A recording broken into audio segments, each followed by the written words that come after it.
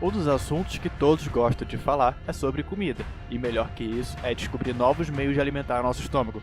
A culinária japonesa é uma mistura de sabores que pode te agradar, também visualmente, ou não. O japonês mudou de acordo com as décadas e os hábitos alimentares ocidentais aparecem com mais frequência no paladar japonês. Como fiz meu primeiro vídeo sobre educação nas escolas japonesas, eu abri espaço para outros assuntos sobre o Japão, e saber mais da culinária japonesa cairia bem.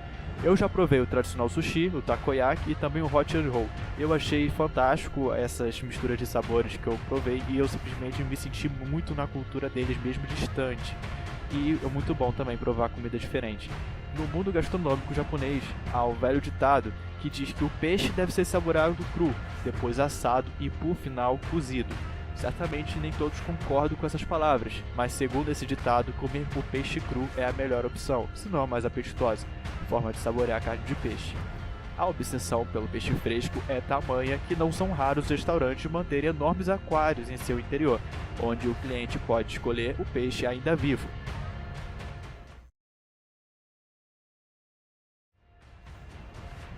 A culinária japonesa se desenvolveu ao longo dos séculos como resultado de muitas mudanças políticas e sociais no Japão. A culinária eventualmente passou por um processo de evolução com o advento da Idade Média, que marcou o início da expansão do elitismo, com a era do domínio shogun, que quer dizer comandante do exército em português. Foi um título militar usado no período do Japão feudal, concedido diretamente pelo imperador ao general que comandava o exército.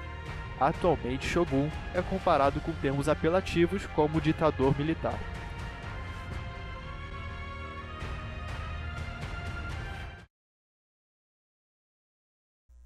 Um dos marcos iniciais da culinária japonesa foi a introdução do arroz no arquipélago em 2500 a.C., proveniente do sul da China e Península Coreana. Antes, os japoneses viviam da caça, pesca e coleta, assim como todas as outras regiões. Porém, mais tarde, nasceu a agricultura do grão, que até hoje é a base da alimentação do país. A cultura do arroz é tão forte no Japão que a palavra arroz, simplesmente a palavra arroz, significa tanto a comida quanto uma própria refeição, assim como no Brasil se diz café da manhã.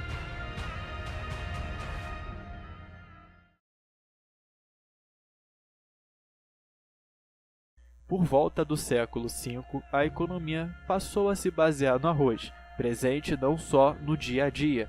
Os bolinhos de arroz, que por lá são chamados de mochi, e o sake passaram a marcar festas como a do Ano Novo. No intercâmbio com o continente, o Japão absorveu elementos culturais como os ideogramas e, na culinária, o uso do hashi e do koji, que é usado como fermento para miso. A partir da metade do século VII, surgiram várias leis contra o consumo da carne de aves, porco e boi. Já o coelho e o javali eram permitidas em raras situações. A proibição não chegava ao frango, mas o consumo ainda era pequeno. A única carne liberada era de peixe, o que incentivou seu consumo. Portugueses e espanhóis chegaram ao arquipélago trazendo o cristianismo e a permissão para comer carne de vaca. Além disso, chegaram as frituras em óleo e os doces. Essa culinária é chamada de Namban, ou dos Bárbaros do Sul em português, e foi uma das mais fortes influências, responsável pela introdução do milho, batata doce, abóbora e pimenta, todas elas vindos da América.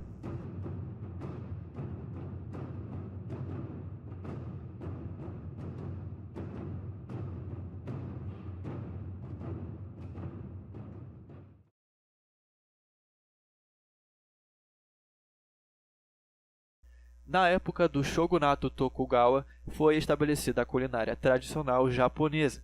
Os portos foram fechados aos estrangeiros e o cristianismo foi expulso. Só algumas receitas que levavam carne sobreviveram, segundo então com peixe.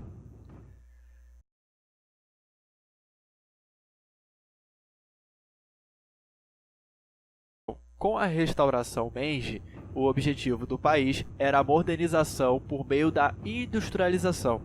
Pensava-se então que o motivo do físico menos avantajado em relação aos outros países era o fato de não se comer carne.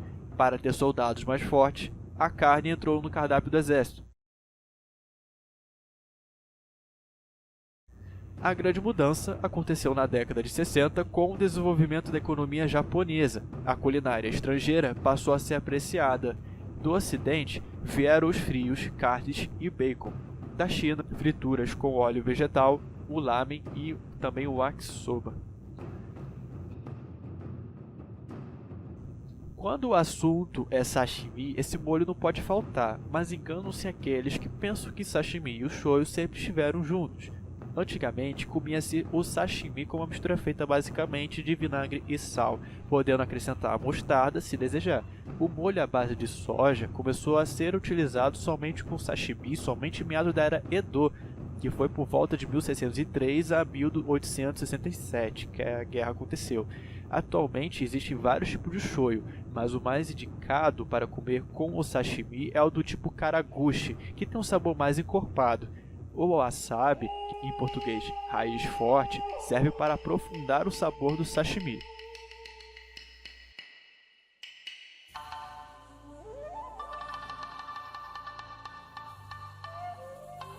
Na tradição, os japoneses se juntam à mesa com os familiares e iniciam agradecendo pela comida, sempre com a frase "itadakimasu", que significa obrigado pela comida. Bases tradicionais na culinária, levando em considerações pela região vulcânica, obter vegetais é meio complicado. O clima de frio também é mais intenso. Mottainai é uma expressão usada pelos japoneses para dizer que alguém está desperdiçando comida, pois estamos acostumados a comer do que dá e jogamos fora, mas faz parte da tradição e é cultural por lá. Não desperdiçar nada da comida também é tudo valorizado e aproveitado. É bem respeitoso. O conceito da culinária japonesa não é só colocar um prato na mesa e servir para o cliente. O tipo de peixe utilizado em tal estação do ano, a técnica de preparo, a de corte, de temperos, temperatura do alimento e até se o alimento não for conservado. Tudo isso são técnicas de preparo que são bem essenciais para a culinária japonesa. Provavelmente também é bem essencial para a culinária em si, mas eu pesquisei e realmente é uma técnica de preparo já escrita para todos os funcionários aprenderem e são até grades de faculdade. Obter os ingredientes para as famílias japonesas morando no Brasil é bem difícil.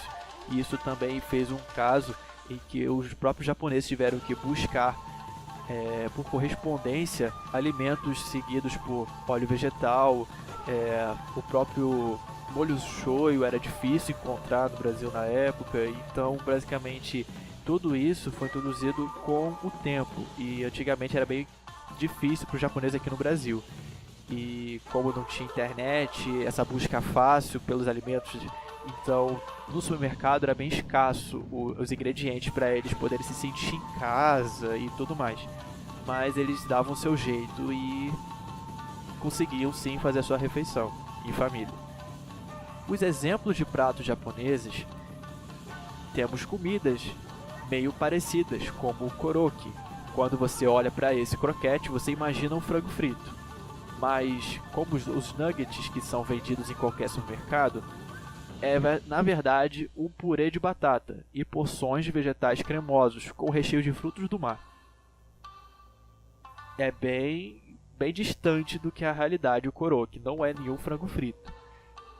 Quem segue uma rotina alimentar saudável certamente já eliminou os nuggets da dieta, cheio de sódio e conservantes. Os empanadinhos de frango estão longe de fazerem parte do grupo de alimentos que fazem bem à saúde.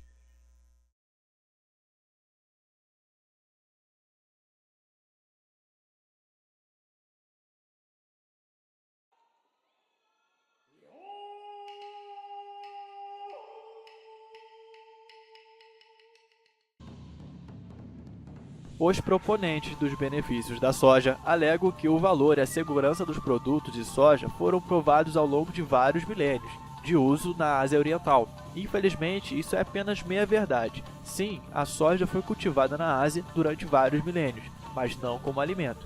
Inicialmente era utilizado em regime de rotação de culturas para fixar nitrogênio no solo. Por muito tempo não se considerava a soja como algo adequado para comer, até que por necessidade, quer dizer, porque tinha muita gente e pouca comida, os orientais desenvolveram a fermentação da soja. e assim criaram molhos como o shoyu, o tamari, o natto, o miso e também o tempê. Eu vi sites que eu vi aqui na internet, tinha um pesquisador de saúde chamado Flávio Passos, ele também é um pesquisador de nutrição, gastronomia, ele também é um empresário e um comunicador. Ele é fundador e diretor da Pura Vida, que é uma empresa de alimentos saudáveis e também da plataforma de ensino online Pura Vida Academy. E nesse artigo ele diz mais sobre os mitos a respeito da soja ser um alimento saudável, que os veganos às vezes afirmam que o tofu seria o meio de escapar do consumo de carne animal, porém a realidade é outra. Os japoneses consomem sim o tofu, que é feito de soja, e os diversos molhos de soja, mas sempre em poucas quantidades. Por dia, menos de 8 gramas é consumido. Esse artigo é muito importante, vale a pena conferir. Eu vou deixar o link dele na descrição. Então galera, é isso, a gente se vê por aqui com mais um vídeo. Esse foi o tema do nosso canal, culinária japonesa. E espero que vocês tenham uma boa semana. Até o próximo vídeo.